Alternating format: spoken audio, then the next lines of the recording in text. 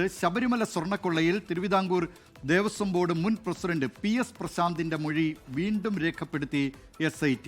മുൻ ദേവസ്വം ബോർഡ് അംഗം അജികുമാറിന്റെയും മൊഴിയെടുത്തു. കഴിഞ്ഞ ആഴ്ചയാണ് മൊഴി രേഖപ്പെടുത്തിയത്. ഷഫീദ്, ഈ വാർത്തയുടെ വിവരങ്ങൾ കൂടി പറയുക. ദിലീപ് കുമാർ നമ്മൾ നേരത്തെ സൂചിപ്പിച്ചതുപോലെ തന്നെ ഈ ശബരിമല സ്വർണ്ണക്കൊള്ളയുമായി ബന്ധപ്പെട്ട് വളരെ നിർണായകമായിരുന്നു ഇരുവരുടെയും മൊഴി രേഖപ്പെടുത്തുന്നത്. കാരണം ഹൈക്കോടതി അടക്കം ഒരു ഘട്ടത്തിൽ PS പ്രശാന്തിനെ വീണ്ടും ചോദ്യം ചെയ്യുന്നതിന്റെ ആവശ്യകത സംബന്ധിച്ച് SITയോട് വിവരങ്ങൾ തേടിയതാണ്.